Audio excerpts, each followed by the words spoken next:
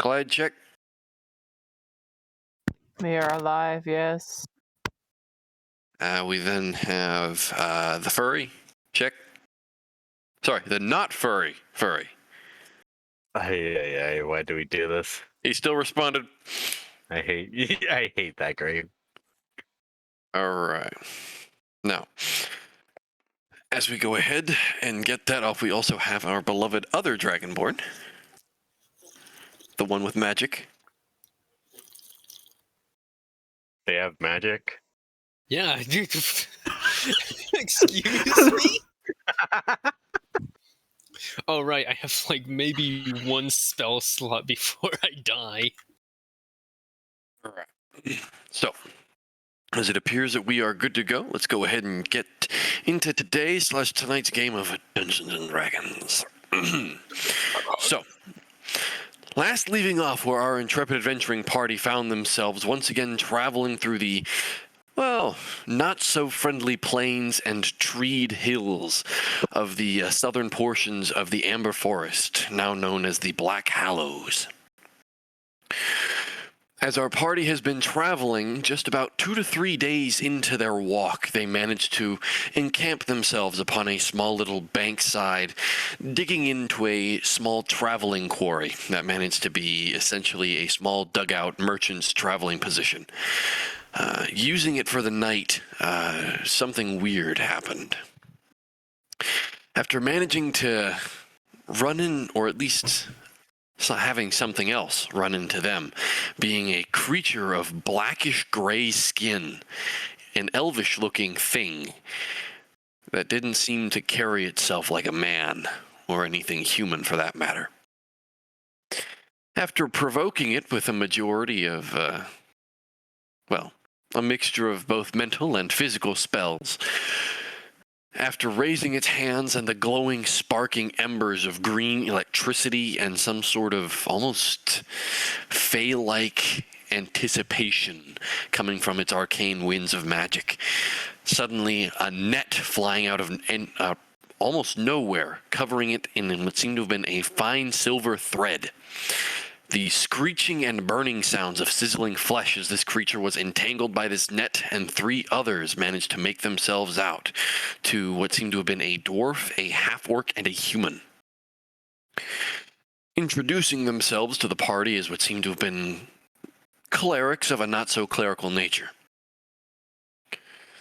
As we pick ourselves up, just getting back into character, our party has accepted their hand and help as they are escorting them to one of the closest towns of Dunganon. As we pick up and get back into the game here, we are currently just about a day away from Dunganon, and the party is still traveling with their newest escortees. And that is where we will go ahead and get ourselves back in. Oh boy.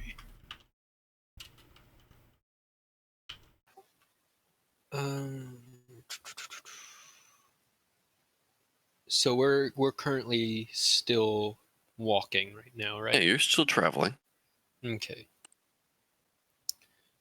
So that's not gonna happen then. Will we be like on the edge of the Ember Force, or will we be like, say, somewhere in this? You're currently skirting around the edge of it. Like, if you were in it, you would not be having a very fun time. You are currently, from Marin's Eve, you're essentially following this path. You're following the road that is essentially a beaten dirt road that's going through the blackened, cinderified, and almost solidified crystalline black trees that make up the vegetation of the Black Hallows coast. You guys making your way in, it's been pretty somber. While the usual sounds of birds, squirrels, deer, and other such things have been prevalent, it's been looking around and just seeing dead trees and maybe some greenery. But most of the leaves and such have turned gray or colorless with white paper-like intent. First time I've ever really seen trees like this. What say you guys? Would I have seen anything like this or read anything about this? Go ahead, make me an intelligence check here with that. Intelligent.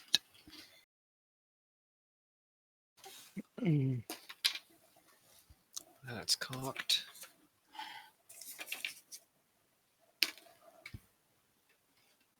19 plus 5. 24. Or you've heard of certain things like mythical beasts and creatures have a way of corrupting and or changing the land around them, almost as if their power starts to inflict or even play a hand in guiding the world around. This might be something like that. You're not entirely sure. But as you look over, because you're currently traveling over hills, and you see to your northeast, it is a bright, vivid green. Like it's greener than anything you've ever seen of a forest. And it is massive. I relay this to the rest of the group. You relay it, and you just see is giving a kind of a soft sigh. It's over. I'm just here for a bakery, guys. Let's get what we need to do for the medicine and get out. His own kind of Right, don't. response. No need to get things in a twist. It's gonna take a while to find said medicine either way. It's not, and it's already much of a pain enough that we're, well, pressed for time.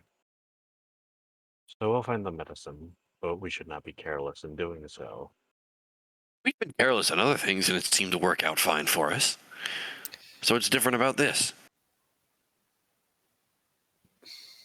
I mean, someone's life is on the line. That Our lives are always on the line.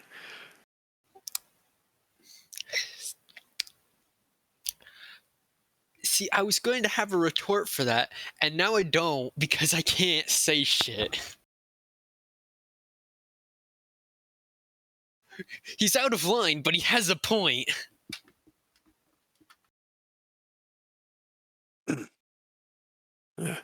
As this happens, the dwarf looks back, and you hear him speak once again.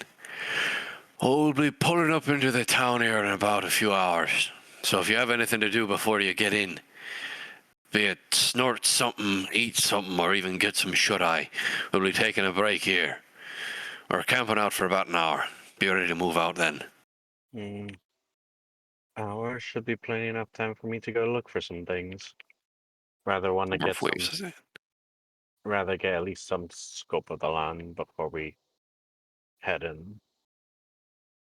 Dwarf waves his hand in a, okay, do what you need to do kind of emotion. And what Boas is going to do is cast fly himself into, fly up. Okay. So you cast fly on yourself and you immediately sail into the air. How far into the air do you sail?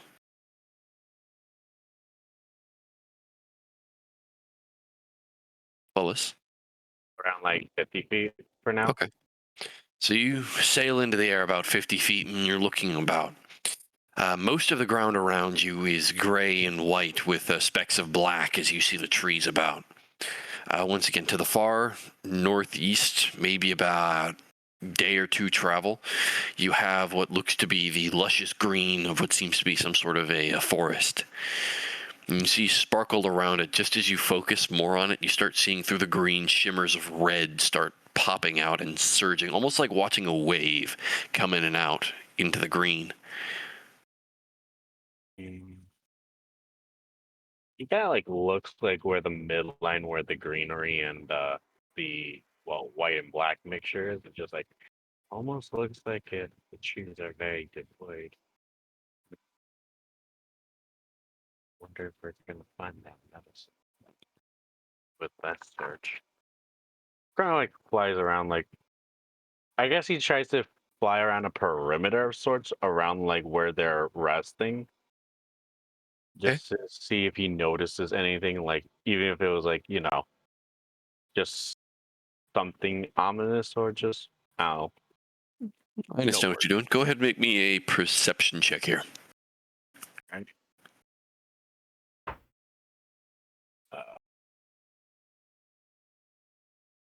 Perception.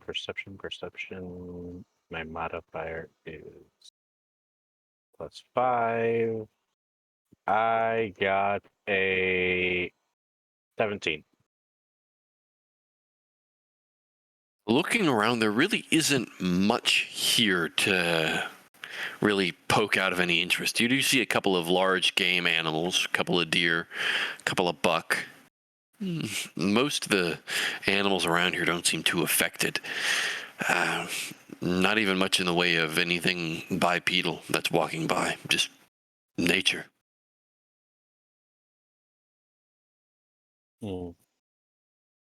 I guess you probably be up in the air for around gingerly 5, maybe 6 minutes before going back down to the group to I guess wait. Okay. Yes. Zol's kind of just gonna meditate, I guess, while Alright. everyone's doing their shit. Okay. I don't know if Niram is gonna do anything, but Naram's just going to spend the time resting.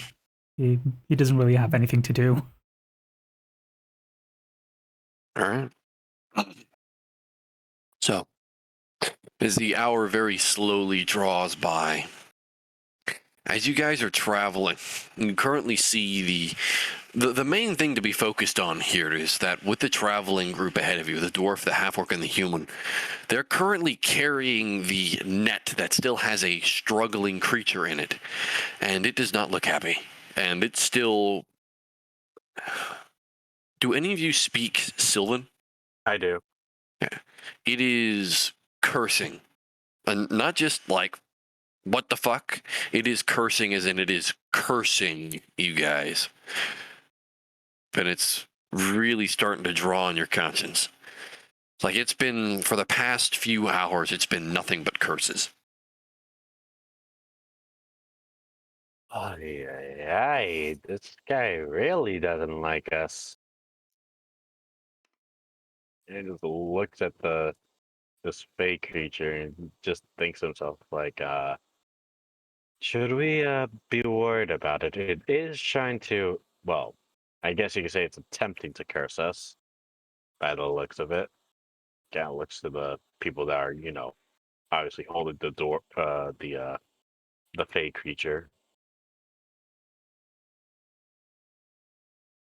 Well, you make the motion and point it out, and the dwarf looks back and just kind of shrugs, and the half-orc's the one who actually speaks up here. There isn't much here to it. The creature will curse all at once. It can't do anything once it's covered in silver. So, is it these corrupted fake creatures that don't like silver, or just natural fey? Out of curiosity. Well, to be frankly honest, we don't know. We know that it works on creatures like this.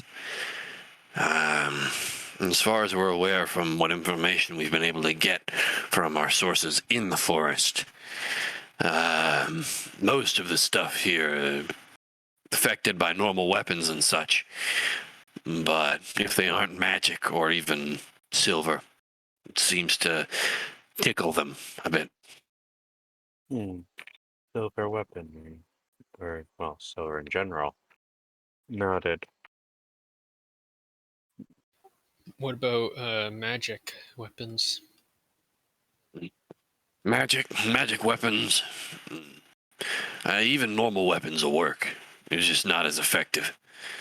Especially this creature. He pulls a hand back and knocks it with a small beat of his fist, and you hear it just kind of almost like knocking around a Tasmanian devil. You just hear it snarl and start cursing again. And this one you can infect pretty easily with magic. It's a very strong creature, though, with its magic, but once you get close to it, it's pretty much just a punching bag. Good to know. I wouldn't recommend trying to get close to it. Most of this stuff here is pretty hostile and likes to stay at range. We were lucky you were able to keep its attention and keep it still for a while. You can hear the dwarf kind of scuff, like, oh, we would have had him anyway. There ain't no... We've had to deal with multiple of these before. What do you mean if we were lucky? Well, we were lucky. Those things normally have their attention on us, not somebody else. And the dwarf kind of pumps his middle finger out. It's like, skill to that, lad. Half-orc kind of laughs and continues walking. Good to know that we were a good bait then. The half-orc nods. Kept us alive. So, whilst we're traveling, might we know a bit more about Dunganon? The dwarf speaks up once again. Oh, it ain't much of a town. It's, Dunganon itself is more of a forge, you see. Mostly halflings around, but it's built on top of a dungeon, or an old dungeon, an old crypt from some sort of old necromancer made his tomb over there. And somebody decided to go in, pillage it, and make a home on top of it. And then it became a forge after the halflings came in and decided that the stone made a very fine material. Once they melted it down, it actually became metal, apparently. Don't ask me, I don't know. All I know is that they're taking stone from the tomb, bringing it up and turning it into metal. That sounds a little ominous, I won't lie, but, I doubt you could do that anywhere else, so... No, trust me, we tried. I guess everyone keeps their secrets then. But, We'll find out how to do it soon enough. Dwarves are a bit tricky with their craftsmanship too. fair enough, fair enough.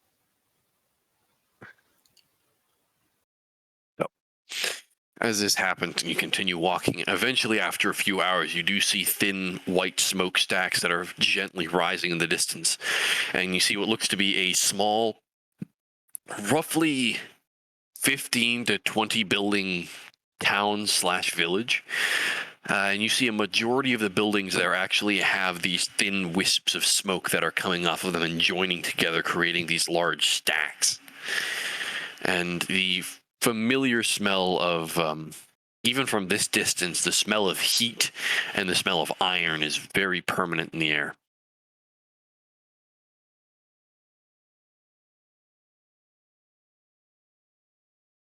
Well, you're definitely not wrong about the forge part. Actually, speaking of, aside from the stone turning to metal, was there any interesting properties about the metal itself?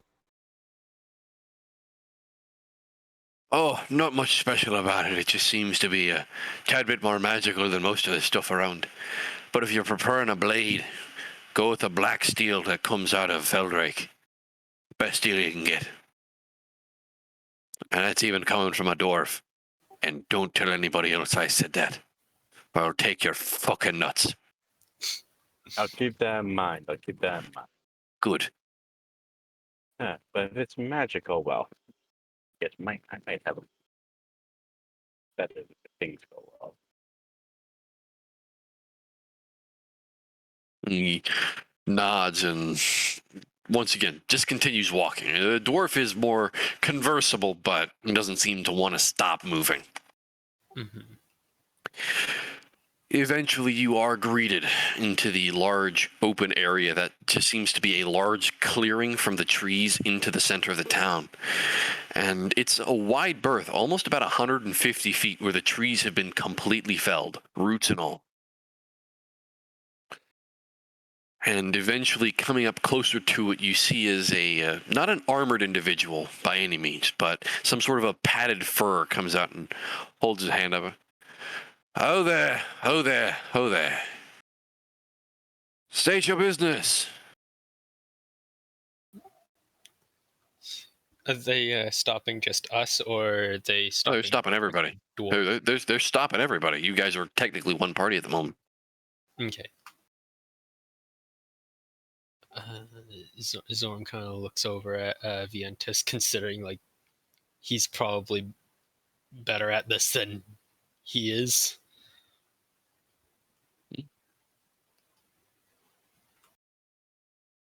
Look over and see his Rowan just kind of. We're here for a bakery. Do you have one? The guard just. You see the face of confusion just wash over the guard. And it's. I don't know why that We. off guard. I mean, there's a bread shop. It's not really a baker. And you just see his Rowan's like, that's what we're here for. That's what we're here for. It's the Guard return of the werebake. just looks and. You just see Clyde shrugging in the background. Naram's just shaking his head in absolute disbelief that Rowan was the one taking initiative here. I'm taking a lap. I'll be right back. The dwarf just looks back. It's like, we're here for a bakery. What kind of bakery are you looking for, lad? Whatever I can get my hands on. And he walks forward and passes the dwarf.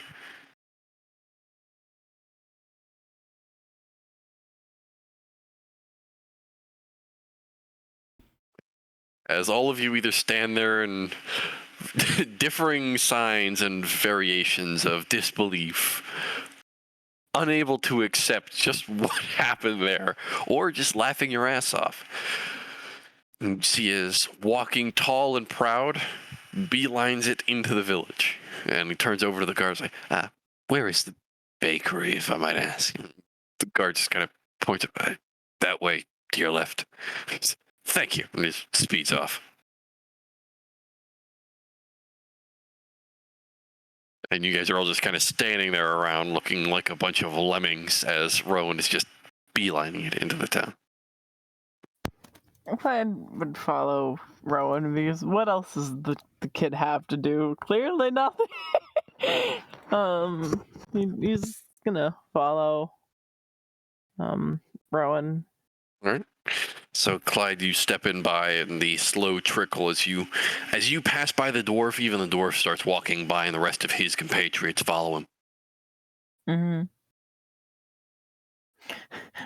We're off to find the bakery, the beautiful We're off to find the Bakery of beautiful Oz. Wizard of Oz. Naram just looks at Valis for guidance because at this point he's just it's the dilemma of he doesn't want to give in to Rowan's solution. Pure pressure. Pure pressure. Like he wants to actually explain what the fuck they're doing, but also he doesn't trust himself to convey it in a way that would not sound either too simplistic or stupid. Pure pressure. Pure pressure. Pure pressure. Are you serious? It might work. He's just standing there indecisively for now, I suppose.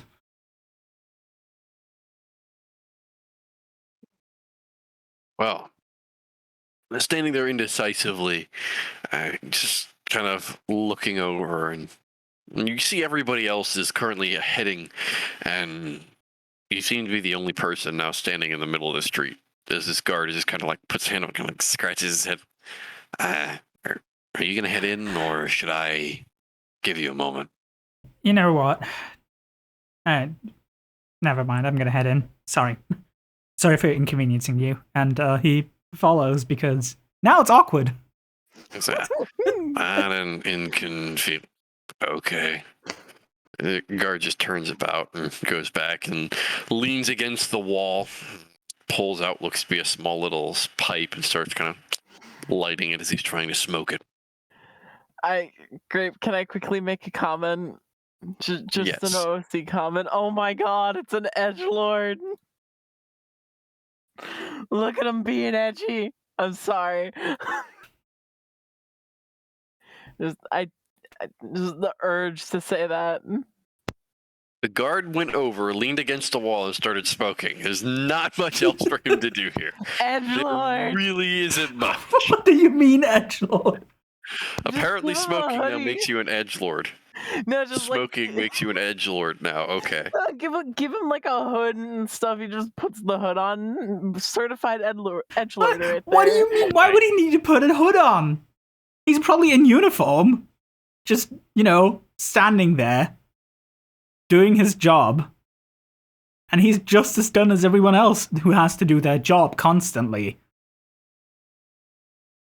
Look, man, it was just the urge to say it. I don't know why or I don't know how, but now I can just imagine like a dwarf there with the pipe smoking with his hood up, just leaning against the wall, being like, "Why Talking was I about even edgy born?" characters. Thern here is enough. There's the other campaign. Oh no, I mean Thern in general. But I'm not part of the other campaigns. Okay, let me reiterate. Zoram is edgy enough. So, making your way in, following Rowan, you actually head yourself over and get yourself into the bakery. It's really not much of a bakery. It's quite literally just two humans running what looks to be a giant, pretty much a kiln at the moment. It's maybe about the size of a large stove, and they're currently shuffling bits and pieces of both dried meat and pretty much anything they can get out of it. Rowan comes up. How much bread do you have? About 8 loaves. Why? I'll take it all. What? He's not even gonna ask if you can put cinnamon on it. He looks at you. Oh no! Why are you "Don't giving him worry, ideas? I have my own cinnamon. Oh no, he has his Oh. own cinnamon. I came prepared." All right. Gods be damned. Why are you like this? Because I can be. Because I love bread and I am a connoisseur, sir. We have our own chef here, and he goes to a bakery to get food. Look, man, He looks up. sometimes- It is Here's my important question. food that I love. It is bread. I'm sorry, I just realized something. If he's the chef of the party, have we ever actually had any of his cooking? No, you've had Um, Nero's cooking twice. He burnt down a Well, ship once. you've Nearly burnt down had the ship. charcoal. I don't know if you can count that as cooking. Yes, you can. You It can was still edible. We're You can- horrible at cooking. You can I count see. anything as cooking if you try hard enough. You can count anything as edible. Just it's just willpower. You can count anything as edible, but most things only once. Damn, if this is the case, I could see why Valis is actually the best cook and he's the fucking alchemist. Even if he doesn't make food, just drinks that are actually edible. As the the baker and his fellow accomplice kind of look at each other, then look over at Rowan and you guys, then look at each other. Dude, we don't have a basket. That's fine. You don't have a basket. Just give it to me. Okay. Goes over and What's it gonna cost? Why are you like this? they gather all 8 loaves of bread and stack it into his arms. Soren, I'm going to be And honest. he Do just you hands really them a think gold that piece. that Oh. concerns Rowan? The cost. How high is this tower? Power isn't very high. I mean, it's Because I like to picture that there's this tower of bread that is exceeding his head limit. well. There are 8 loaves of bread. Each loaf is, so it would be covering his face. I mean, not all of it, but you could still see his eyes. Oh my gosh. So as he is currently standing there in front of this baker, he pretty much masterfully holds it with one arm, pulls out a gold coin and hands it to him. Thank you very much. Turns away and starts walking off with the steaming loaves of bread in his arms, and the bread maker just... is he all right? No, I don't know. no, he isn't. But I guess. You see Clyde shake his head yes, being like, he is now, and just walk away.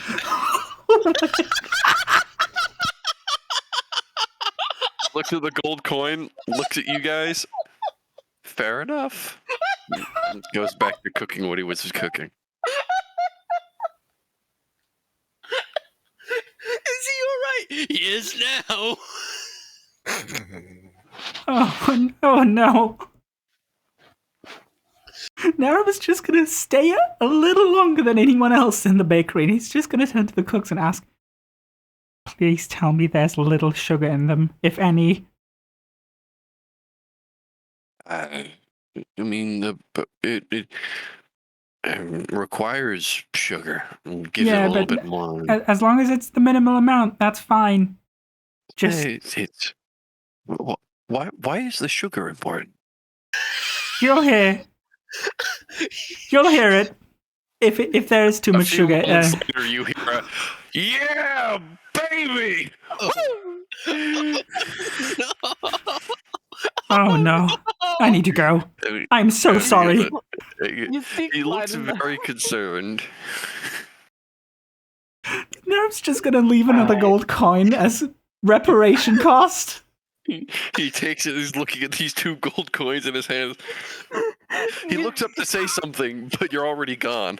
You see Clyde in the background just frantically starting to search for the wooden harmonica. No! Oh no!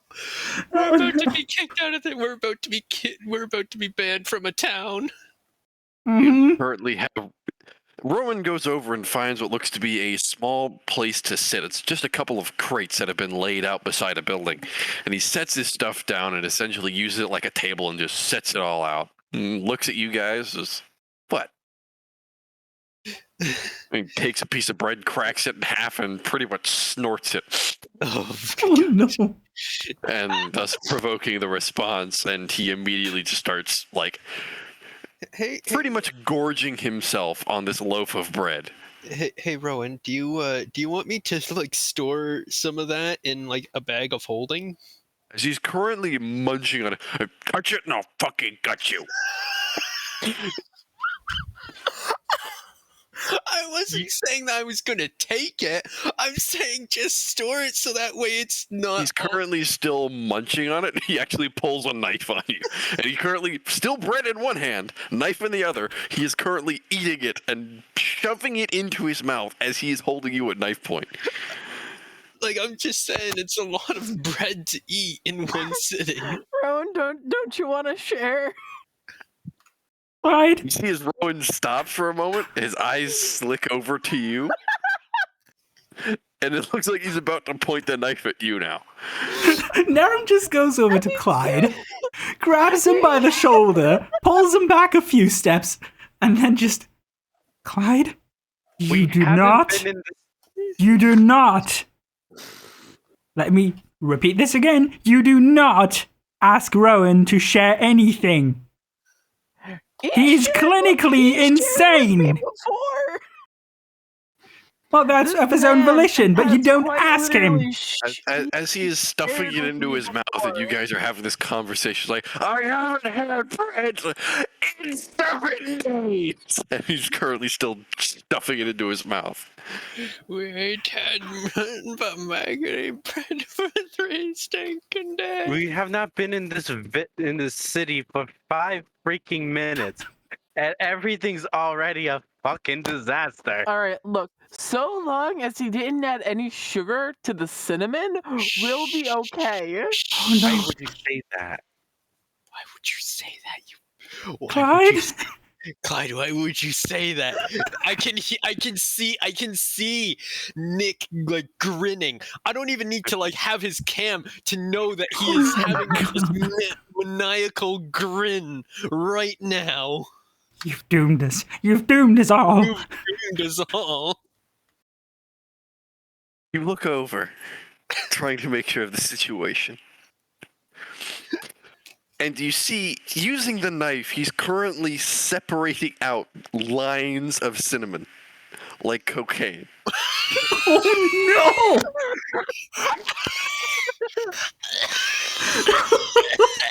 Oh Jesus Christ! I hope you're ready for a battle. Man better have high constitution and a lot of water. Rowan looks at you guys and he's, thank you for the idea. And I cannot describe to you the audacity of the next thing that happens. And you sit there and watch in horror as it does. Soon enough, all 8 loaves are devoured. Hold on, Grape. I have a serious question. I have a serious answer. Before the 8 loaves are devoured, in order to save Rowan from himself,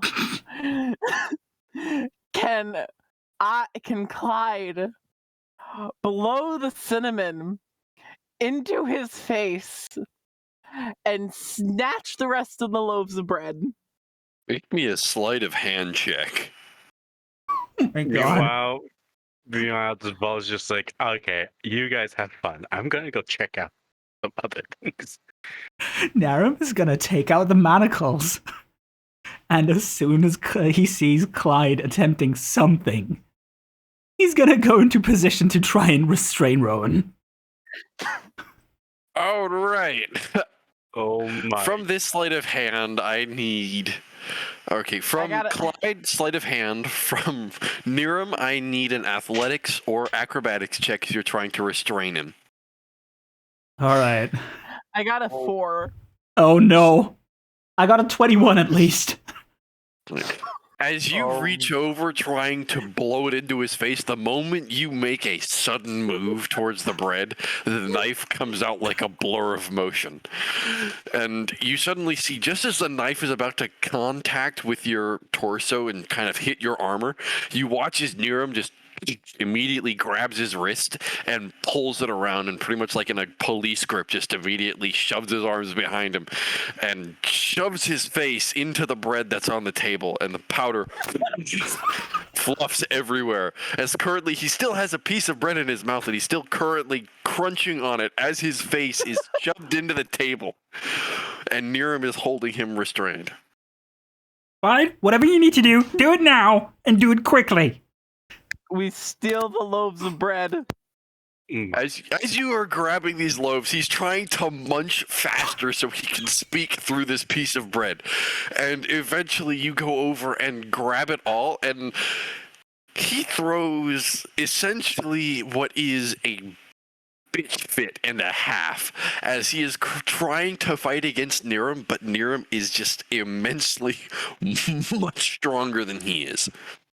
By the way, I am shackling him. Rowan is going to be shackled, and then I'm going to try to muffle him. I'll say go ahead and make me another athletics check at advantage. All right. I'm back because like my throat was hurting from laughing so Welcome hard. back. That's a dirty 20. I do. As his arms are held behind him, but he's trying to munch faster on this piece of bread that is quickly, almost like a pencil going into a pencil sharpener. It is being dissolved into his mouth. You eventually put the shackles on him, and his arms are restrained behind him. Then you go over, you whip out the gag that you use, and you flip it around and start tying it against his mouth. And just as he finishes the bread and opens his mouth to breathe and talk, you gag him.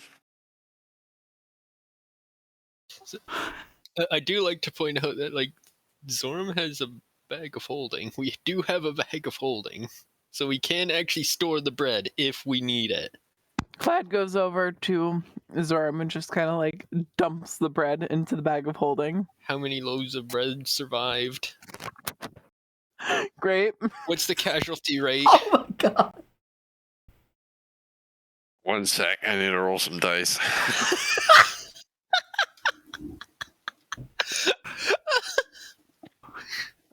You were able to save 3 loaves of bread. Fucking hell! What the? I'm sorry. Just he ate that much bread. He ate 5 loaves of bread within a span of a few, like within a span of a minute. I It's know who we scary. need to enter in a pie eating contest. Oh my! No, it has to be a bread eating contest. Well, no, pie works too because Yeah, I suppose it's any baked baked goods, isn't it? goods. Yeah. Yeah. Freaking, why do I see an image of Rowan just taking a stack of cookies and like shoving it all in his mouth? Hold on, I need to find a GIF. Hold on. My God. Oh You god, currently have I gotta find this now. a frothing at the mouth Rowan is currently fighting against you, Nero, trying to get at Clyde to get his bread back. And Last step. Nerv's gonna take out his rope. He's gonna tie up Rowan's feet, and he's gonna tie it to the manacles as well. So his whenever he tries to pull up his arms, he's applying more tension to the restraints on his feet, on his legs. go ahead and make me a survival check. All right. Hold on, I just Oh fucking goddamn! Of course, it's a natural one, Rowan, resulting in a but 4. the opposite direction. As you are currently trying to wrap the ropes around him, you bring it around one of his feet, and it gives him a moment as you actually release your hands and just grab his ankle. Just as you wrap the rope around it, he springs, and using his very dexterous ability, jumps out of your hands, and pretty much like Hannibal Lecter with the face mask and hands tied behind his back is going after Clyde. Why is this gonna turn into a freaking Benny Hill chase scene? Zorm is gonna just slowly start walking away. To be honest, that's fair. Yeah, Nerm's gonna chase after Rowan, rope in hand, trying to freaking catch him. Are there any trees in this village? Trees? No. This is a forge village. This is a workshop. There is not much here. All of it is cleared ground, open laneways, and essentially what are open forges and or kilns for heating and melting stone. Mm-hmm. Are there any perches to climb up on?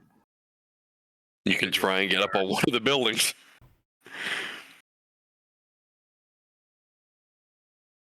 Are there any local ponds around? Oh my God. Locals, as you are running from Rowan, go ahead and make me a dexterity check. All right, hold on 1 second, because I have food in my hand, so I can't. I'm eating right now, so I can't necessarily. That's a nat 1. Oh no. Can I roll again? Because I don't think this dice spot likes me. As you are running away, Mhm. you suddenly hear what sounds like jingling, and then it stops for a second, and you turn around and see Rowan has become airborne as he's currently going to tackle you. And eventually he hits you right in the back, and you tumble into a dog pile. Oh my God. And as you lean over, it's almost like a horror movie. As you look over, you currently see frothing from underneath a gag, his hands tied behind his back as Rowan is staring at you with the eyes of a madman. Please tell me Narum can catch up and try to restrain him on the spot. You come over as Clyde is fighting to get out from underneath Rowan. You come over and just wrap your arms around What Rowan. tree pull him off. possessed Rowan to make him act like this? What tree possessed him? There's a reason why. If you direct yourself to no, Mike, that is Rowan right there. Oh Lord. There are several implications as to why Wallace just. This is a caricature of Rowan.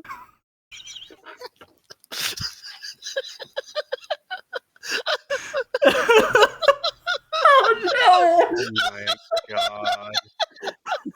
Where is it? No, Mike. Oh my god! What spawns of Satan have you just committed? No, Mike.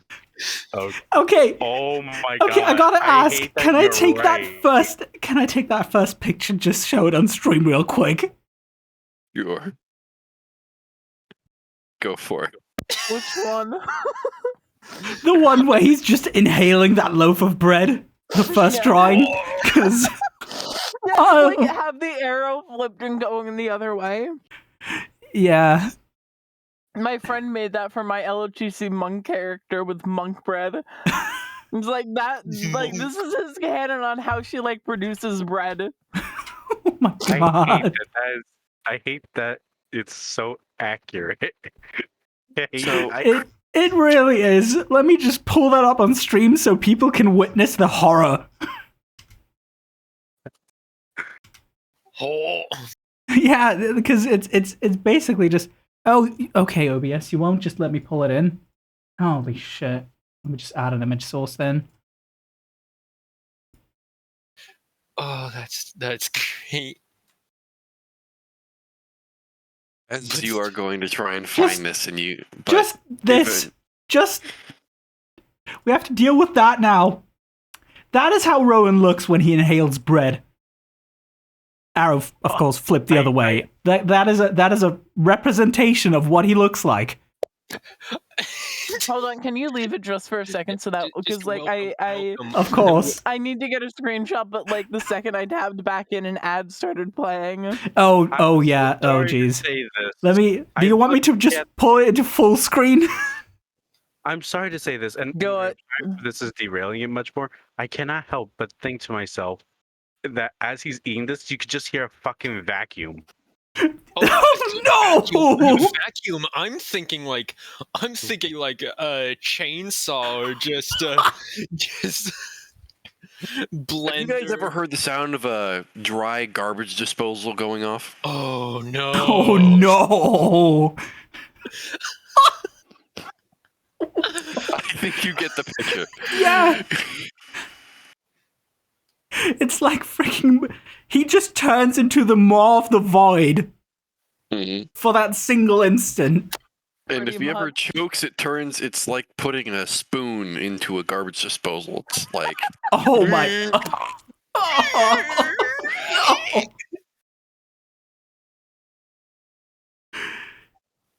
But yeah. Also, for context, when he was beautiful. I just find though, it's just hilarious. He's just airborne, so I just picture immediately the hover cat attack.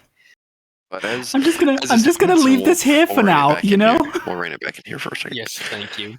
As you are restraining Rowan from tackling Clyde, you come over and see as the dwarf and his party are still holding over the creature, and even the creature has stopped to watch this. It is being burned alive inside the silver net, but even it has taken an interest into watching this happen. And the dwarf just looks at you guys and...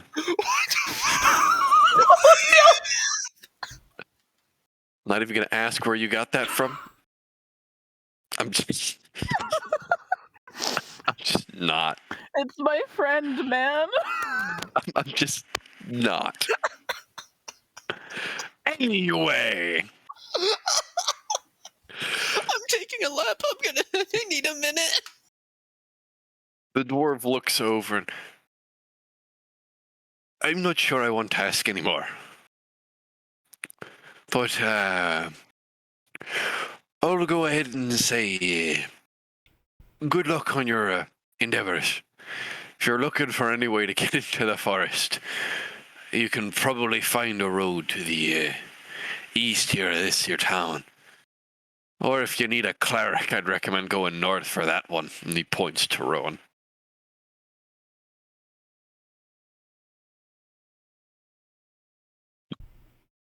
And he gives a slight nod. We'll be heading off to collect our bounty around this here creature.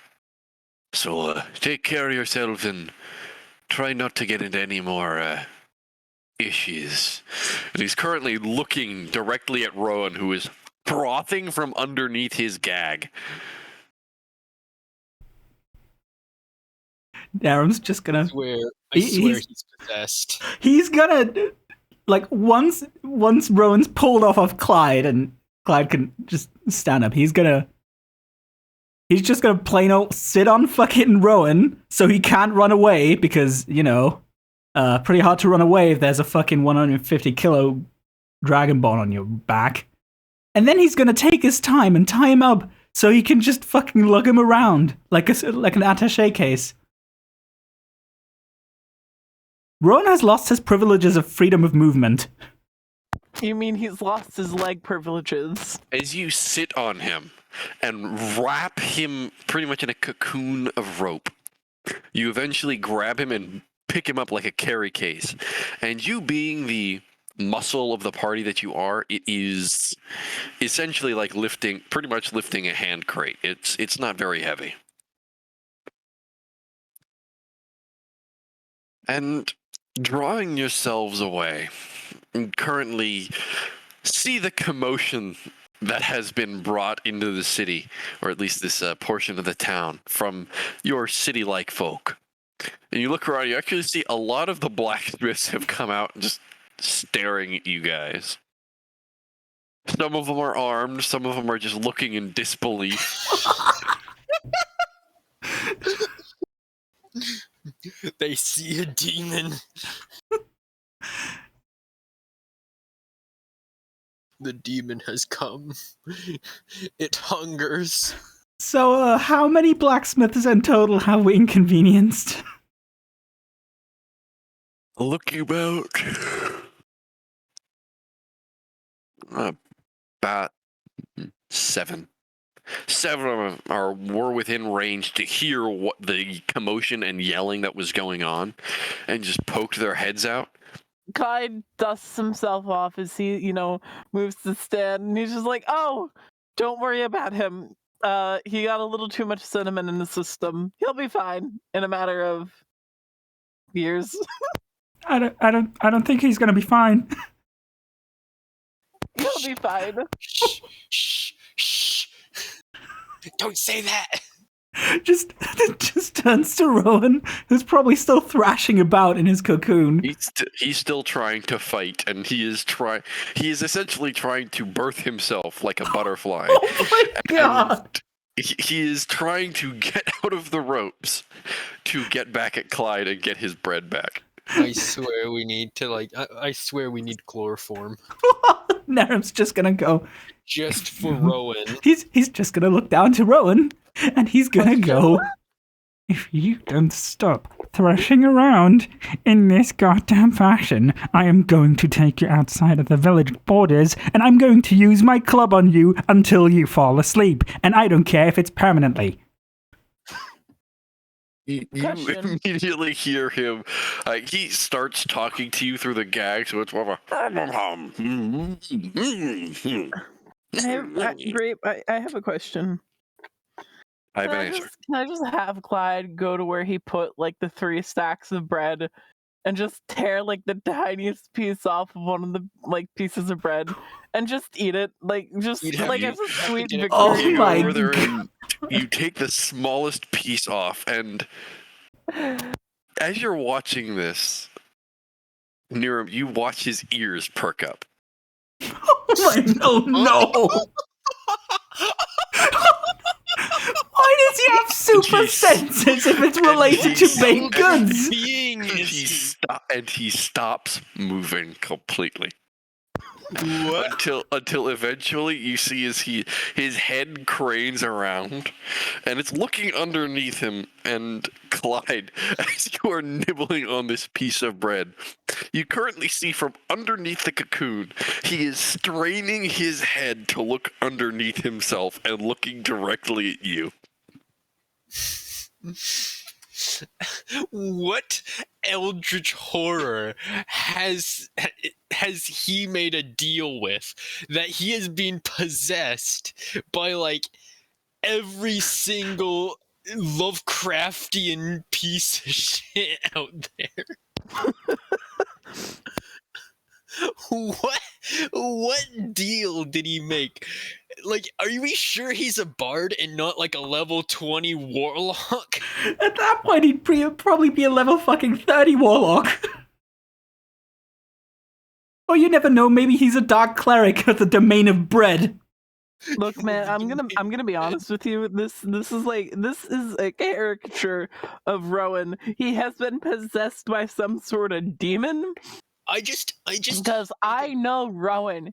He would, yes, he's protective of his sweets, but he at least offers to share every once in a while. His sweets, not his bread. And his bread. He never shared his bread with you. He shared his sweets. Same difference. Same difference. Oh my goodness. Bro, Neren's just gonna look at Clyde and just mouth over. Why did you do this? Why did you have to do this? And he's just gonna go outside of the village. He's gonna, before he goes, he's just gonna say, "I'll be back in 5, maybe 10 minutes. If you hear screams, don't come after me." Your screams don't come after me. And he will take Rowan with him. And he will Taking your start handbag with you. He will start working on Rowan with the club until Rowan falls unconscious. He's going to do some Eventually, damage. It takes you a while to do it, but you just whack, whack, whack, and he can't do anything but wiggle, and he just sits there and takes it, but he wiggles every once in a while. Sometimes you'll hit him and he'll giggle, and then other times you whack, whack, and you keep thumping him with your club, and eventually, after about 10 minutes, he finally succumbs, and you effectively knock him unconscious. And then he's going to come back with the limp body just like slung over his shoulder. Hold on 1 second. You see, covered in bruises, as he kind of shows the body off a little bit. It's like, I dealt with it. Is he alive? I think so. I'm gonna check to make sure he's Oh, alive. no. Make a medicine check. Again, This is why Volus left. He's like, I'm done. I'm not drunk enough for this. I don't think you'll ever be drunk enough for this. Exactly, that's my point. Where's my medicine? It's like, damn, I wanted to see what the funny magic metal is, and now we gotta go with the baking scene. So that's a dirty 20. Rowan was the true boss battle this whole time. God damn. Yeah, literally, like, he's probably the BBEG. No, he's the BBEB. Big Bad Evil Bard. I hate that you said that. I fucking hate that. As Rowan is looked over, he is still alive. Barely, but he's alive. For the term of beaten within an inch of his life is an understatement. He's been pretty thoroughly beaten, and you're not sure what's broken and where, but you can tell he's limp in a couple of places he probably shouldn't be. Oh, God. I cast healing hands. I wouldn't do that. Oh, if I were you. Go over and put your hands on him, and near him, it takes you a moment. You're like, he's finally unconscious, and then you feel something touch Rowan, and you're like, it's okay. They're just checking out the body. You turn around and you see Clyde, and you see a very soft glow coming from Clyde's hands, and you feel the immediate, oh no. Go ahead and roll your healing damage, Clyde. 1 HP. What's the dice I have to roll again? For lay on hands, go ahead and are you doing it first, second, or third level? First level. Okay, go ahead and roll. I believe it is 2d8. Behemoth. This is Narum in no mic. Go to sleep. Go to sleep. I Go to saw sleep, go to that sleep, go to gif. sleep. Go to sleep, go to sleep, go to sleep, go to sleep. And now I can't believe that Clyde is just backstabbing me immediately. And as Wait, hold on. as Clyde comes over and heals him, you actually hear the sickening snap of bones coming back into place. And eventually, Go blob. as you look at it, he's still unconscious. He's very much so unconscious, but he is now more alive and less dead than he used to be. Okay. Nero had a moment of like shock and horror where he thought that Rowan was gonna fucking wake up and he would have to go outside to beat on him even more. Because even though he did this, so Rowan would just shut the fuck up because sadly he isn't a mage and can cast sleep. Well, it wouldn't even work because he's a half elf. It would work. He just has advantage on the save. Anyways. Because he has no other way to make Rowan fall asleep. He would have been at the end of his wit if he had woken up after that. So he's like, after that initial shock of like, oh no, what have you done? He's just like, oh, thank God he didn't wake up.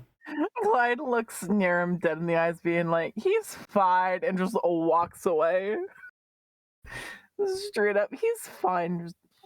Zorm's gonna put the bread back into the bag of holding. Put it in the bag of holding.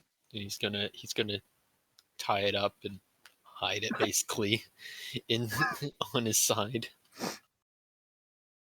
Okay. It shouldn't produce any smell. There's no way he can. It's in another dimension now. You say that. It's in another dimension. He would have You to find say this that.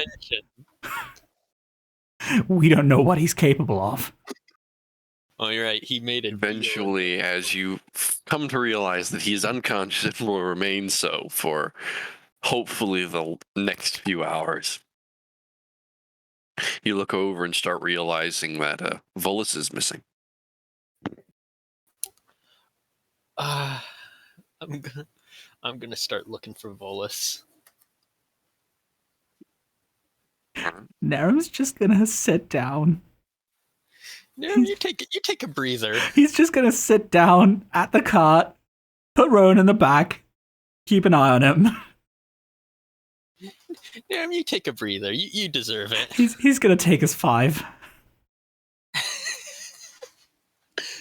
He's gonna take his coffee break. You go over and His well-deserved coffee break.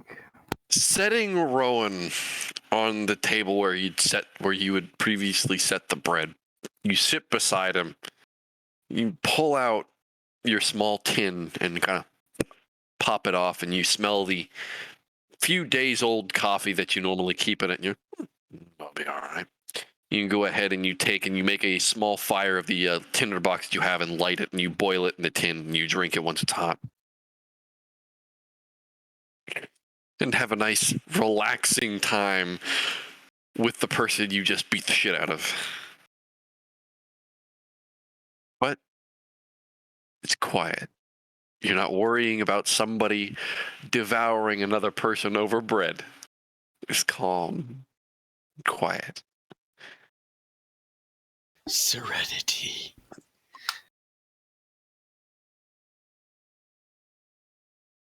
Quiet seems to be something the party lacks with Rowan around sometimes. Mm-hmm. I think Volus left. Volus, as you left and you've been walking about the ports of the town/village, what do you want to do? Well, What are you looking for? I was naturally intrigued by that, the talk about this magic milk from the stone. So if you wanted to go investigate more on that, so obviously enough you wanted to look for, well, obviously enough a blacksmith for a more detailed There are knowledge. plenty of blacksmiths around here. This is quite literally a town of blacksmiths. It is a workshop town. It is not. There are no residents here that are not workers. They are either, from what you can tell, quarry workers pulling up stone, or they are blacksmiths and they are creating this metal. I guess then he would specifically search for at least in the villager's own opinion, who's like a top of the line smith, at least when it comes to quality. Either that or more information about the metal and Go ahead and make me a charisma check. All right.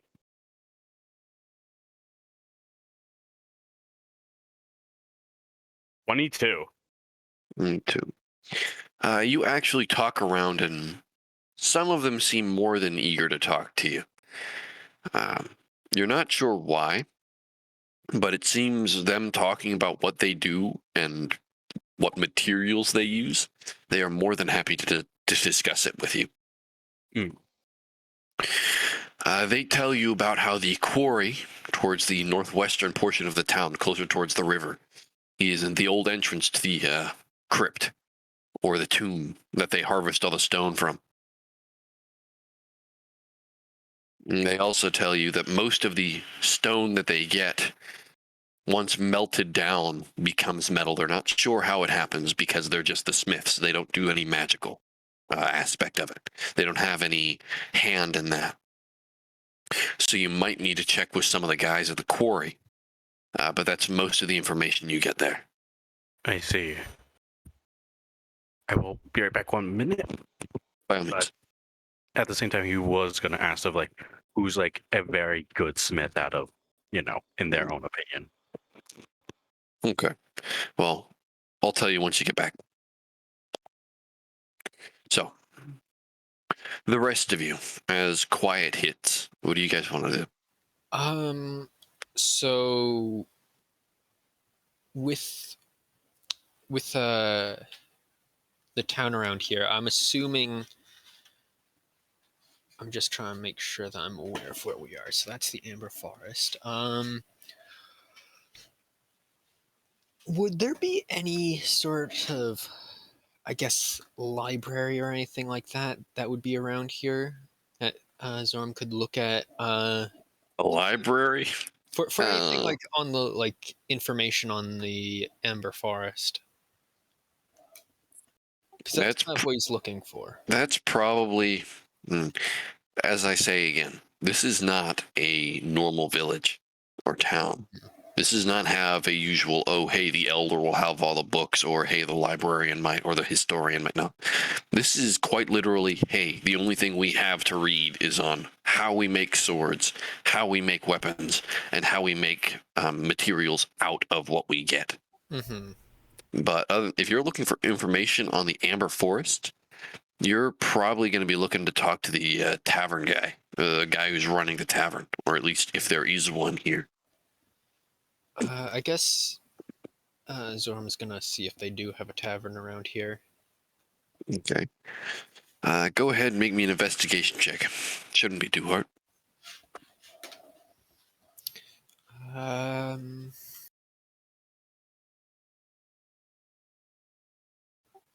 That is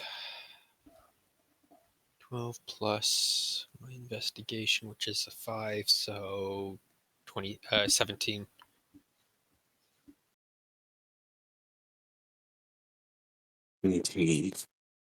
You do find a small tavern, and by small I mean it's maybe about the size of a small hut. Roughly about 10 feet by about 20 feet. It's a decently sized building. Singular floor, but as you walk in, there's no name to this tavern. It doesn't seem to have a name. You open the door and push in, you immediately see the tavern itself is kind of cold and stark, immediately smelling of spilled ale, old wood and dust. And you look over and you see old man, looks to be maybe in his late 60s. He is currently hunched over the bar, currently snoring. Zorm's gonna walk over and kind of just take a seat, see if he hears any of this, or He's hunched over and he's asleep. yeah, like seeing if he'll wake up from the sound. You walk over and pull a chair out and sit at the bar. Still asleep. Okay. Zorm's going to knock on Be right back. the counter beside him Yeah, gently. you knock on the side of the counter and you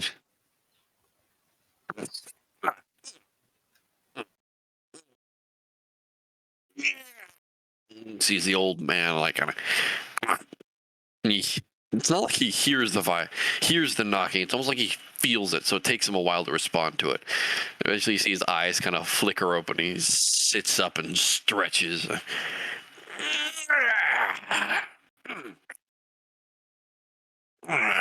Looks around the bar, then looks at you.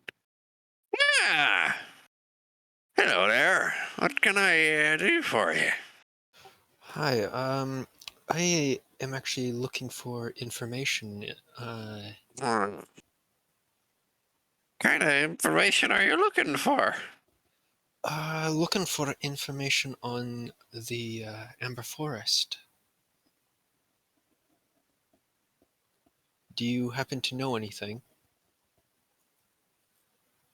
Sees he picks his hand up, kind of scratches it.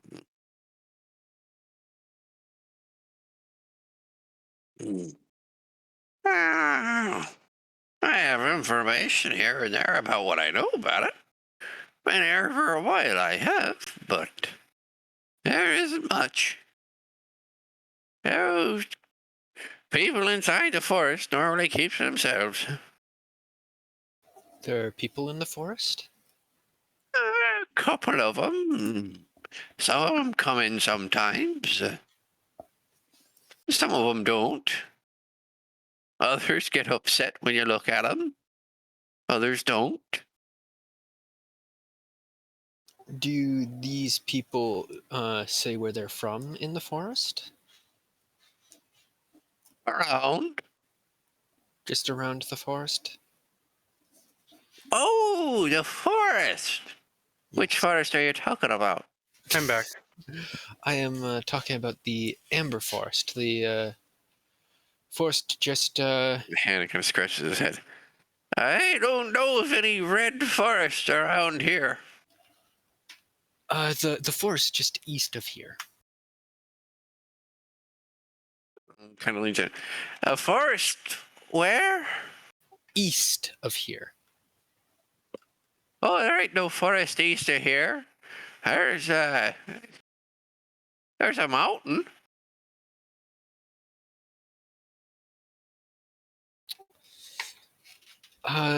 There's this. You seem troubled. Can I get you a drink? I'm sorry, just the voice is throwing me off. I guess I'll take a drink, but I was kind of hoping you would have had some information about the Amber Forest. You see, he Of here. reaches down underneath the tavern and pulls up, and you hear what sounds like the bawling of a cat, and he puts it down for you. How much is your drinks here? Oh, you said a drink. I thought you said a mink. Come here, mink. He picks the cat back up and puts him back underneath the bar. Old man stands up very slowly. You hear the cracking and popping of his bones. And he walks over and sees he pulls out what looks to be a bottle of some sort of unnamed liquor. Oh my gosh! Pulls the cork on it and walks over and pours it into a tankard for you and recorks it. How much? Huh? Oh my God. How much is it? How much? How much does it cost? Will this cost? I don't know anybody by the name of Will Cost. You know, it's better not to question it.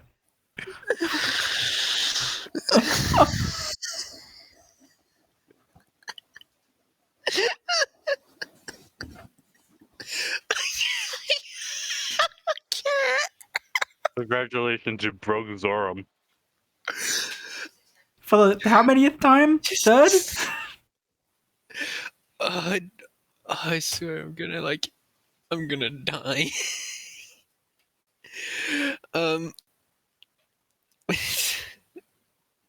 Zone's just gonna say forget about it, and he's just gonna enjoy this.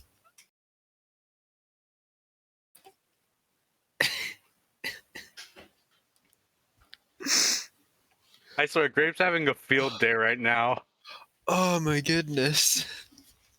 I came into here because I wanted to get information on the Amber Forest, and I got an old dude who has like stage 8 dementia. Oh my god. Oh, don't say that. He might my be hard of God. hearing, but Jesus Christ, man. Well, Sonny, if you think I have dementia, He just pulled out a fucking shotgun. He was the artificer this whole time. Kind of picks his hand up and puts a finger in his ear and pulls out a little bit of wax. Oh, for your drink, it'll be a silver piece. And he puts down a silver piece and just tries to enjoy his drink. Who's this soap? The old man just kind of leans back and watches you for a second. And you start realizing he's probably fallen asleep with his eyes open. My God. Wow. Didn't know this dude was a college student. it's been 84 years of practice, Sonny. Please, can we move on to someone else before I die? Shifting over to Volus. Thank you. Damn, I was about to bring the popcorn. Volus, as you were asking about, once again, they're more than happy to tell you about their materials and such, but as you ask them who's the best, they tell you different answers. Everybody tells you to talk to somebody else, and everybody tells you to talk to somebody else again. It seems most of them kind of boast that they're the best and then tell you to talk to somebody else so that they can confirm it. But most of the people around here are just, I'm the best. There's nothing else about it. You can talk to somebody else and they'll tell you. They'll Okay, tell you this that is you're like the a- best or that they're the best. Since this is like a forging town, my mindset's like their large building's probably a forge. May as well try to look for it there and see if there's anything to buy or, well, see what the capabilities are of the metal. So he's looking for like a very standout in like blacksmith shop out of all of them, because I doubt they're all like the same.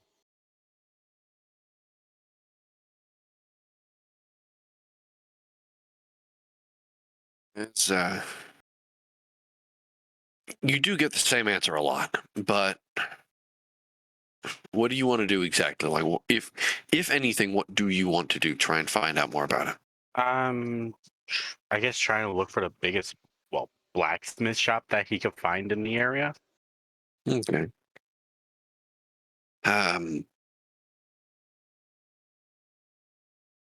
You actually managed to find a relatively large established forge.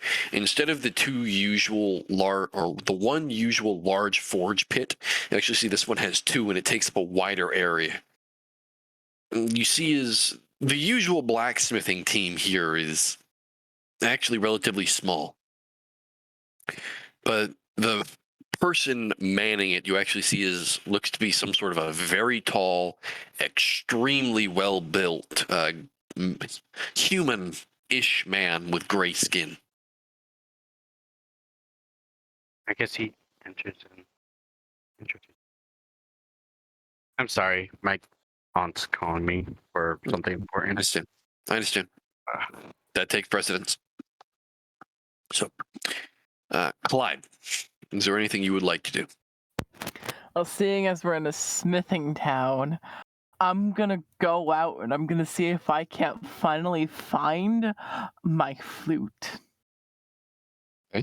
Go ahead and make me an investigation check. Right, give me 1 second. I gotta get my dice out. Thank God the d20 is on the top. And you said investigation, yes? Yep. Investigation is intelligence. I have 0 in that. 14. 14. Looking around, you do find a small workshop. Mm-hmm. It's run by what looks to be a half-elf and another human. The usual aspect around here is half-elves and humans scattered in with a couple of halflings, but you haven't really seen many of them. Mm-hmm. But you currently see as the half-elf and the human are currently working at their forge very diligently. And as you walk up, the half-elf turns around. Can we help you? I don't mean to pry, but we are busy at the moment. Yes, do you have any flutes for sale? I apologize. Did you say boots? Flutes. Do you have any Oh, flutes? Flutes. My apologies. The You're way you fine. had said it earlier. We do not have any on us to sell, but we could make one for you. It would only take about 2 to 3 days. And how much would that cost? About 3 silver pieces. Mm-hmm. Do you do shipping?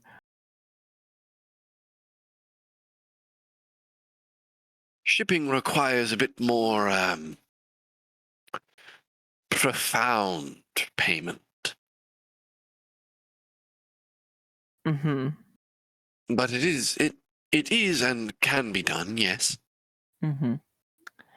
I will be back later then, and Clyde's just gonna go to the rest of the party and be like, hey, can we stay in town for like 3 days? You first run into Niram. He's currently still sitting, his arm securely over Rowan in case he's trying to move, sipping on his coffee.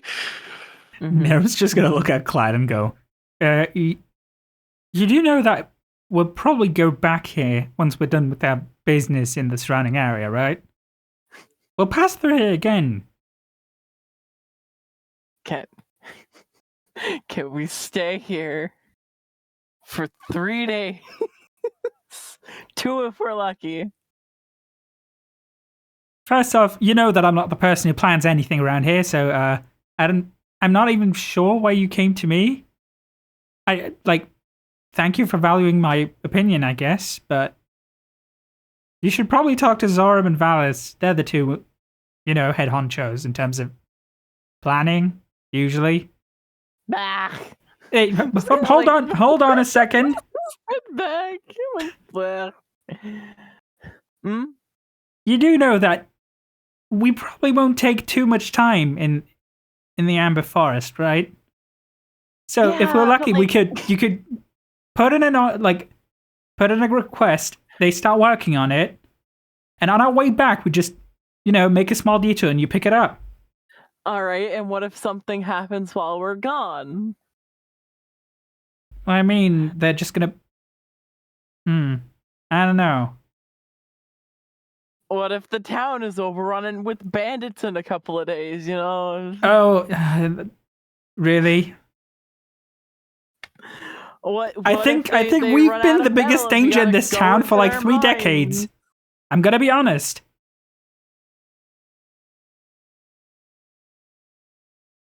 You know what? What if... I'm gonna go and ask a guard. Nerv's just gonna look over for the next nearest guard, and if he finds one, he will ask them what the biggest danger in the last 3 decades was. You go over to. There aren't very many guards here. I mean, they don't expect to run into anything. So, looking about, you find a couple of people who have a ramshackle pieces of armor on. It looks like they've something that they forged themselves and then just put on just to act as some sort of, oh, hey, we're a guard with armor. And they're the only armored people you see around. And you walk over, and this person is actually, from what you can tell, mostly human. You're not sure what other blood type they have, but they're there. And looks over and there hasn't been much. We have been having some trouble with some. The biggest trouble we've had in 30 years. It'd probably be one of those. It's not a creature, so to say, but it comes out of the forest every once in a while looking for something. We managed to ward it off by talking to it, but the magic it uses is, well, let's just say our armor doesn't do much to it to stop. It is conversible, though. Rather friendly. But it's probably been the biggest issue we've had. Falkenberg normally keeps most of the area around here clear, and the clerical orders just make sure that nothing seeps out. Except this one is intelligent enough to get through. Huh. Interesting. Thank you very much for the information, and sorry to inconvenience you. And Nerv's just gonna look over to Clyde. If Clyde is even still there, of course. Clyde is still there, and he's just gonna be like, uh-huh. But what if they're not one day able to converse with it? It's gonna be fine. Too many questions. Nerv's just gonna. It's gonna be fine. It's gonna be fine. You can request your order. We'll pick it up on the way back. It'll be all right. Mm. And if not, I can pay for your next instrument, I guess. It's not the same. Clyde, calm your shit. Nerv's just gonna shake his head, walk back to where Rowan is. Just if go and talk with the others. Maybe they can help you out. You walk back to Rowan, and you look down, and he's still there. He hasn't moved. I thought you were gonna say he's gone. I was about to say he's opened his eyes and is staring into your soul. No, because that was what you were expecting. You go over and put your arm on him once again, make sure he's not moving, and start sipping at your coffee, which is now lukewarm.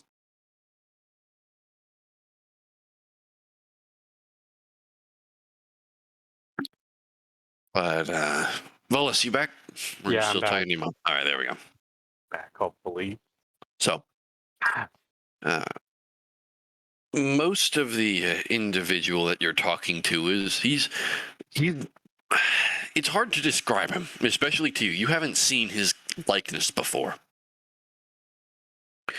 You look at him, and he is for lack of a better term, behemoth of a man. Almost about 7.5 feet tall.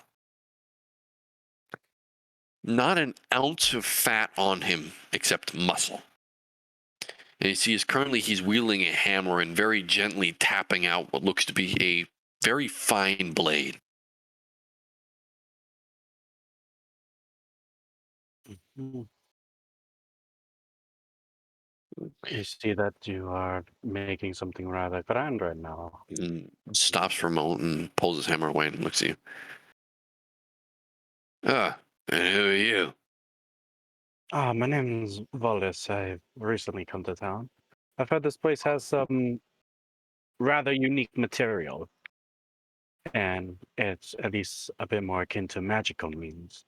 I was wondering what at least it's used for, and well, depending on that answer, maybe try to procure something from it. Go ahead, make me a persuasion check. Okay. Persuasion. Oh, I have +6 in this. Oh. 23.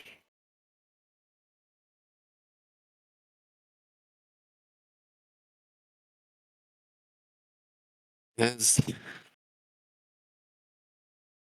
your words slowly connect to him. Well.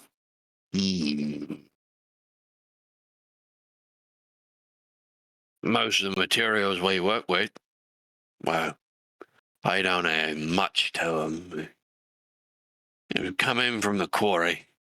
Most of that's true. Then it comes into us, and we deal with it. What ends up happening is, I've been told it's liquid stone, so we just use it as any other metal. And believe it or not, there's the metal. Some of the other smiths around here don't really understand that. So they just take advantage of it and sell what they can. I'll take more pride in my work. I don't make as much as they do. But I'll do my testing here every once in a while. Can't tell you some strange properties about this thing. Metal itself ain't much to talk home about. It's simple iron, from what we can tell.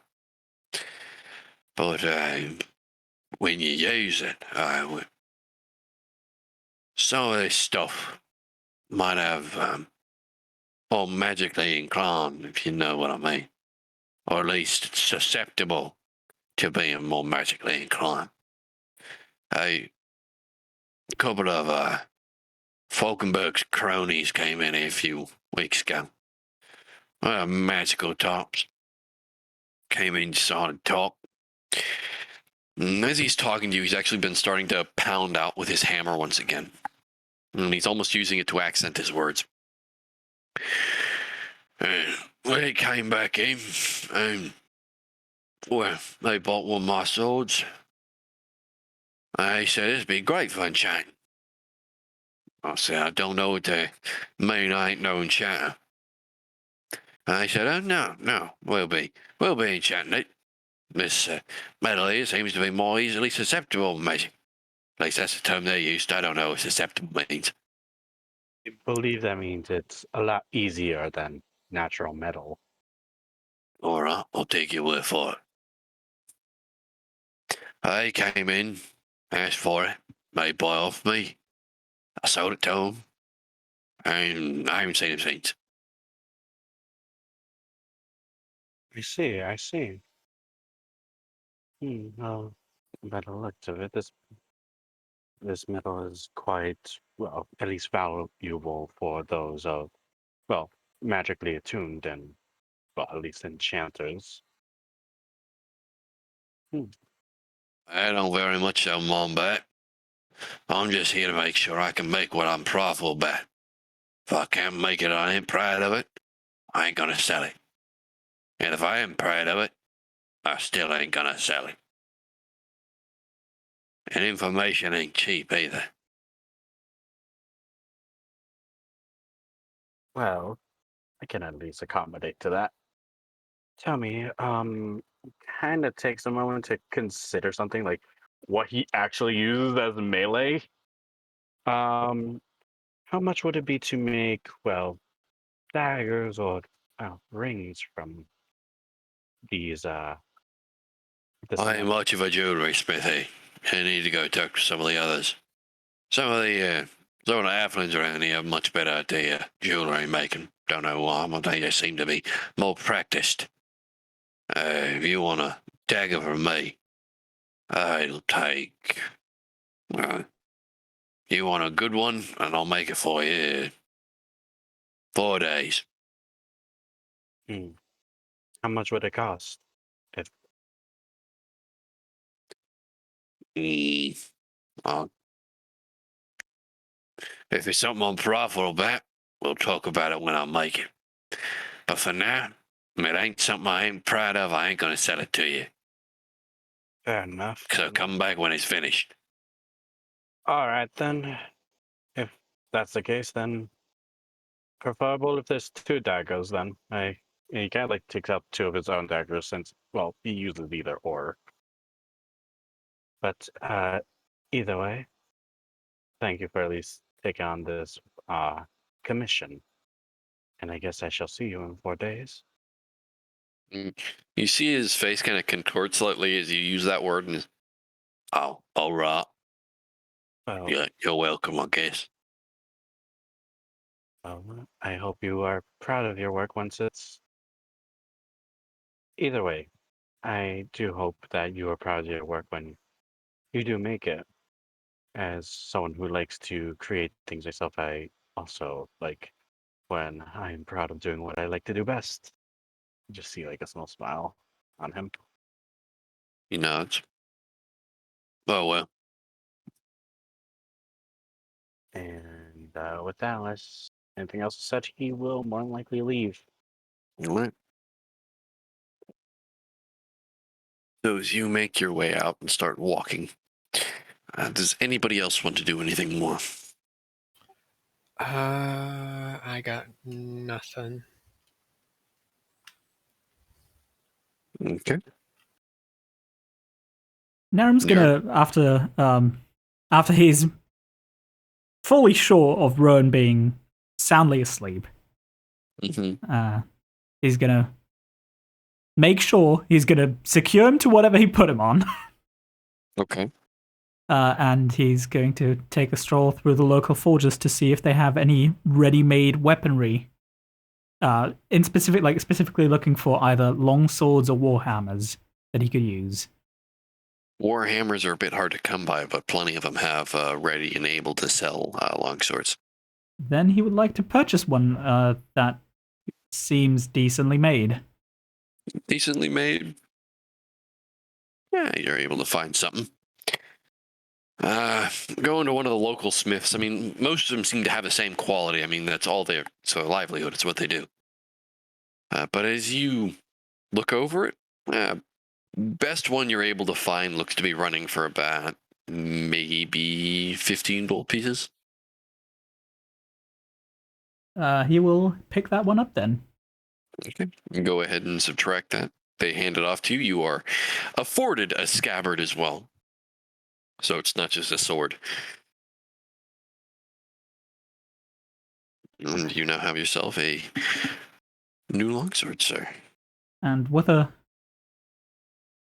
smile and thankful words to the smith he bought that weapon off of, he will go back to where Rowan sits, and he's gonna stay there for as long as it takes for the party to reconvene. It takes a while, about another hour or so, until eventually you see as Volus returns to you. Then Clyde. And you see coming back is not exactly stumbling, but you currently see as he's walking deep in thought. And you see his Zorm is on his way back as well.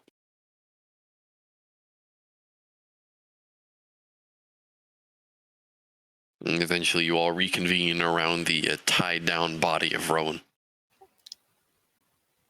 So I tried to go to a tavern and see if they would have known anything about the Amber Forest. Don't try that. Not a topic they're willing to speak about. Not a topic I think they're cognizant enough to speak about. Okay. Yeah, Valis, you've been gone for a while. What have you been up to? Yeah, where did you go? Got a couple of daggers commissions. I realized I barely use my own melee weapons, so that'd be a nice change of pace. You and your What have you guys been up to? And he kind of looks around, just like, what the hell happened to Rowan earlier? It's fine, don't worry about it. Let's just say that, how do I best describe it? You remember that sugar fiasco? Yes. Did you We- give him sugar? No. We've had a new iteration of things that we need to be careful of, and it's baked goods. Like, specifically bread. It's, I don't know what it is, but I think What is wrong with bread? Isn't it like, what, silver, even just a few coppers recently? No. It's not the price. It's not the cost. It's not the bread itself. That's all fine. It's Rowan. Rowan and bread is a very, very dangerous combination. Also, we should probably take any and all spices from him. It could also be something that's in the bread. I mean, I had a little Haven't you piece and eaten I'm a bit of it? fine. Yeah, you're fine, and you I had ate some. I had like a crumb.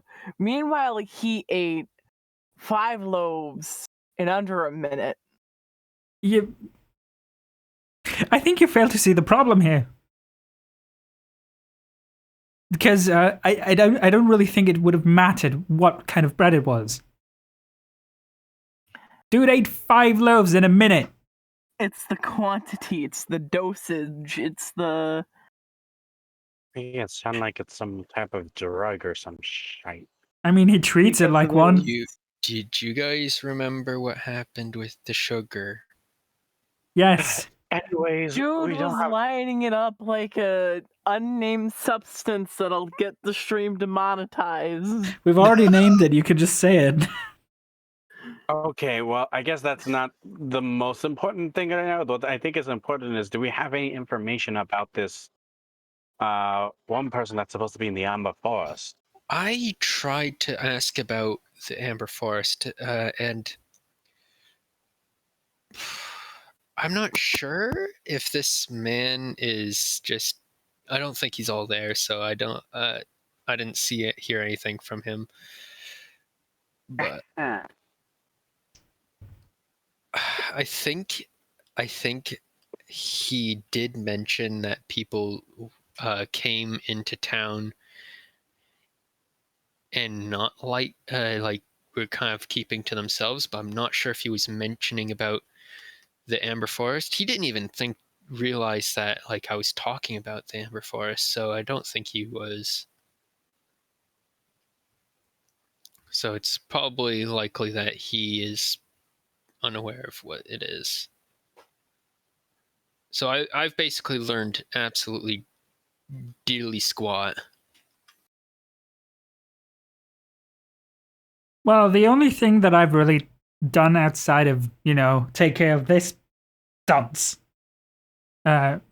was we talked to the guards because of Clyde's concerns about something. I guess you can bring that up later at your leisure. But apparently, the only thing that is really dangerous around these parts is there's someone who's coming around here, and they seem to be capable of magic, but also not really threatening. Like, we get to take it from the top. I was asking about like what dangers there were in the past 30 years because girl Clyde here was worried that something might happen,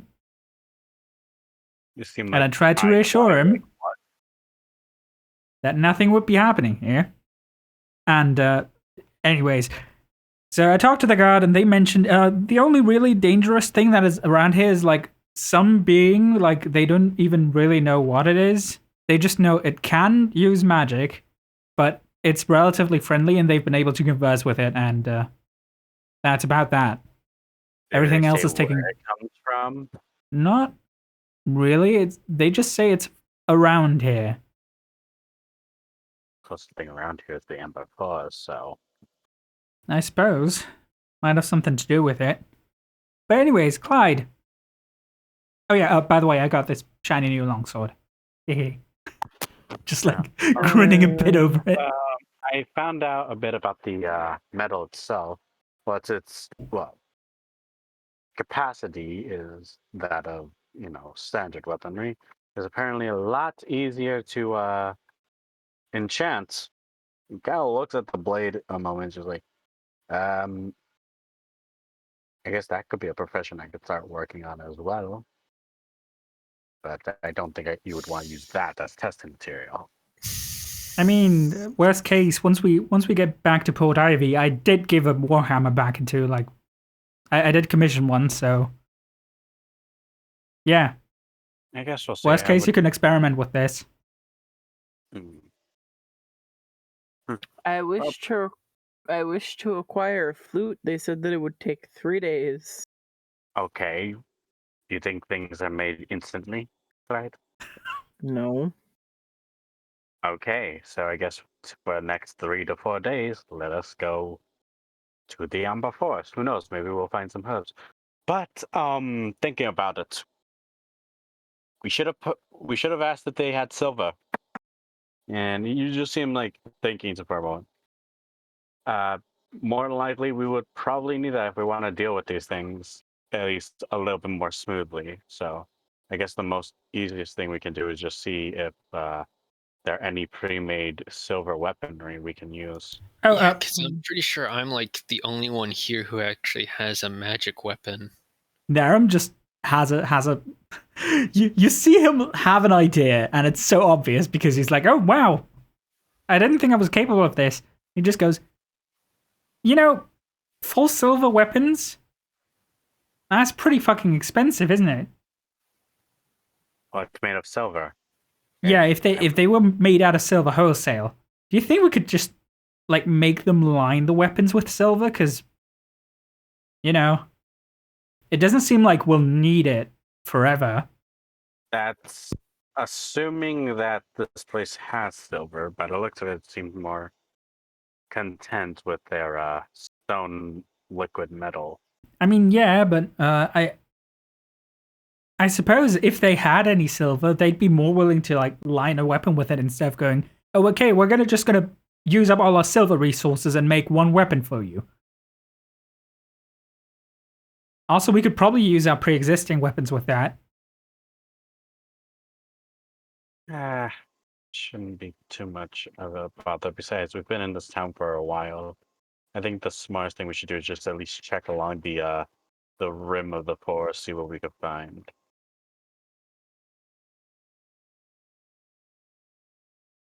If worst comes to worst, I'll just, we'll get one of us to melt some silver coins into liquid silver onto our weapons. Either that, we go just try to find some silver ourselves and just do our thing ourselves. For now, let's just get ready to head off. Besides, I'm pretty sure we still have a few of us that can use magic. Ah, right. Before I forget, and you see like balls just fiddle around. Kind of looks at Clyde. He remembers he gave this to Zoram before he gives Nerim and Clyde both a 2d4 plus 2 healing potions. So a center potion. And thank you. Oh, thank you.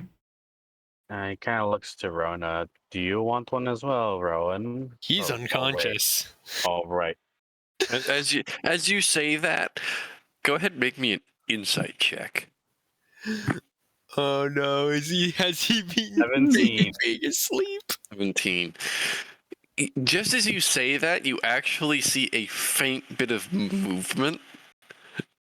That as soon as he says, oh no, he can't speak, he's unconscious, you immediately see the movement stops. Narum looks down at Rowan. You don't notice this. No. See? Sleeping soundly. I mean, he better be. Well, he just like takes out his club and puts it in his arm's reach. Well, we need him up if we're going to travel, unless you're preferred dragging him over. To be fair, after what he did today, maybe. What the hell did he do? Didn't he just buy some bread? He tried to attack Clyde. Have you ever seen a rabid dog going after meat? You just see him kind of look down at Rowan. So I should not give him the haste potion I was planning to. Gotcha. You found a way to make a blue dragonborn go white for a second. Either way, just get him up. If he tries something, I'll handle it. Okay? Nerim is gonna slowly untie Rowan.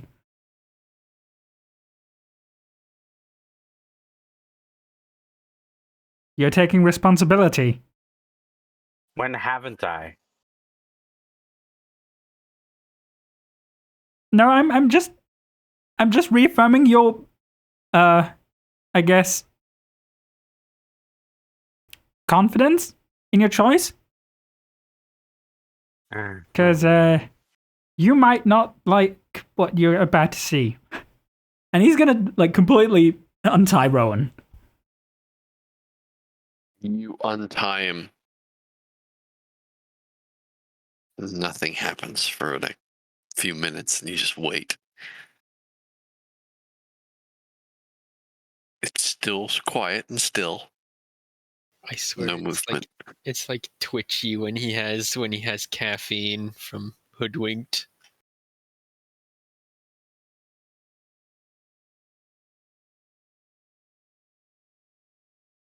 It just like looks at Rowan and just like grabs I guess it wouldn't be a stick. He kind of like looks around for like, I don't know, a loose piece of metal that's just left around his stand and just poke him with it. Oh, Oh my God. Zorn just hands you his quarterstaff. You reach over and poke him. You look over, and Rowan is awake, actually. I mean, his eyes are open, but he looks very unhappy. And he's just laying there. I swear, if he starts growling, like, I swear if he starts, like, hissing like a cat, or starts, like, growling like one, I'm gonna lose my shit. He's sitting there and laying quietly like a tantrumed child, just staring angrily. Rowan, we gotta go. You hear a very muffled "Woof, What? What? woof, woof, He's asking where the bread is. woof, woof." Did you fucking gag him? Yes, do you not remember what he did last time he was high on sugar? No, because I wasn't around at that point. You can count yourself incredibly lucky then.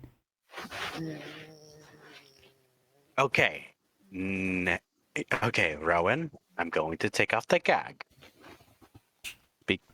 I just only ask that you do not try anything that would make me regret taking off the gag. Okay.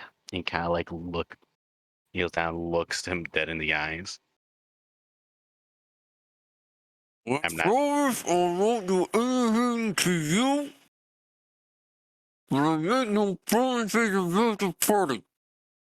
Nerim's gonna take out his great sword. Okay, look. And why don't you explain to me in the calmest manner, and you like trying to take out the gag, what exactly happened? Take off the gag, and you immediately see as he.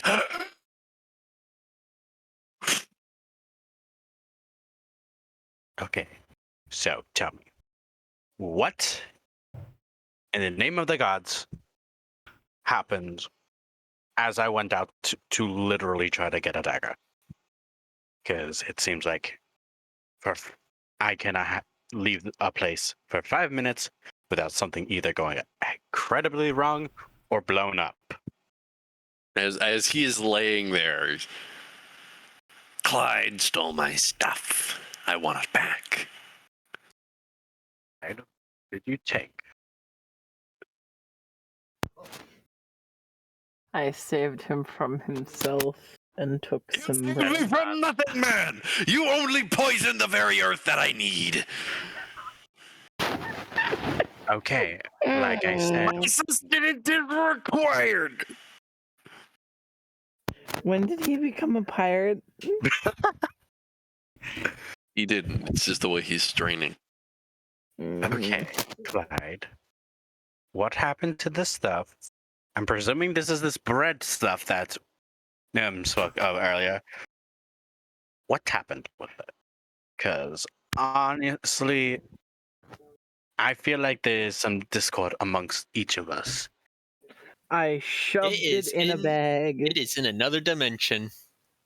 You immediately... You see the muscles on Rowan tense.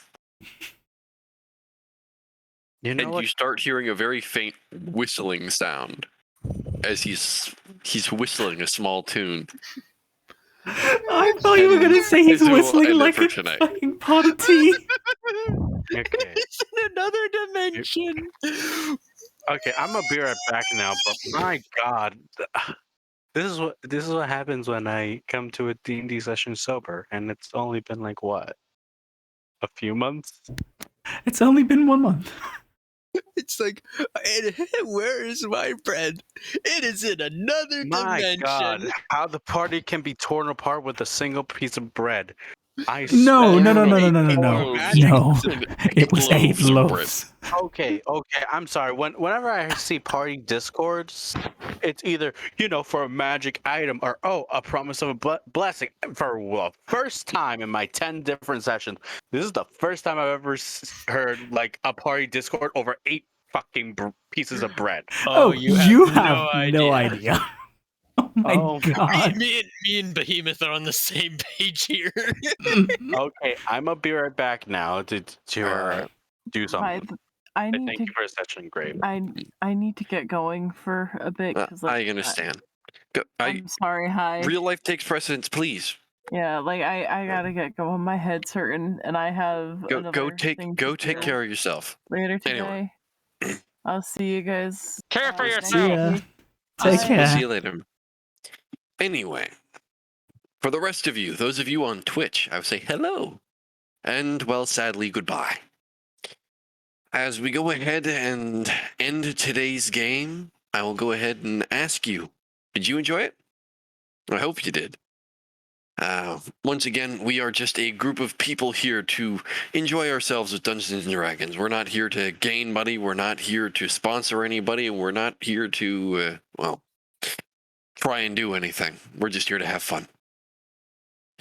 If you did have fun, and you want to learn more about what's going on here, you can actually go ahead and check out our YouTube that we have, if Behemoth could pull that up for us, please. Thank you. Beautiful. If you have any questions and or about the stream that we use, if you want to check further out about that, perhaps even follow. I mean, if you wanted to, I could beg you for a subscription, but, I mean, Behemoth wouldn't like that. He gets upset when I beg for him. Well, that, and also I'm genuinely, like, financial support is appreciated, but make sure that you take care of yourself first. Don't feel pressured into subscribing or anything, because genuinely, I personally don't think it's worth it. Don't listen to what he says. But other than that, if you did enjoy our little antics here, I will go ahead and say, please come by next Saturday at the same time, roughly about 2:00 p.m. East. That will be for our United States. For those of you in our European, from which our streamer is so happily streaming from, it would be about 8:00 p.m. European Standard Time, or 8:00 German Standard. Other than that, we really hope you enjoyed. We will see you in the next one if you decide to come on by. And I will go ahead and hand it off to Behemoth so he can go ahead and round off what I have said. Thank you very much. And again, thank you very much for this session. It was a blast. All right. Yeah, great. Pretty much mentioned everything. We're going to hopefully continue this next week, Saturday at 8 p.m. Central European Time or 2 p.m. Eastern Standard. I will not make any further conversions because my brain explodes when I have to think about time zones. But yeah, it's been a while. It's really been a while. Usually we have this every week, and there have been numerous occasions which have stood in the way of us playing D&D together, and I am very, very happy to play this again. Because my god, I enjoy it every time, even though it looks like I'm just sitting here listening to Grape, explore the world while I'm playing the dumb barbarian who's like, I can't do anything because I am stupid. Well, no. Quite honestly, even if it doesn't seem like people are enjoying it, I hope at least that everyone in the party is enjoying this game very much. And again, that is all Grape's doing. Building the world, playing the NPCs, and the other players for painting a lovely and lively picture of these bumbling ass hats that are just walking around, terrorizing towns left and right. But yeah, other than that, I guess there's going to be Final Fantasy VI at some point, if I can muster myself to actually stream anything but D&D. I hope I can. I do want to play that game. I've not been able to muster myself to play the game on stream. But yeah, besides that, drop a follow if you want to get notified of shit. And I hope you have a lovely day. Take care, y'all.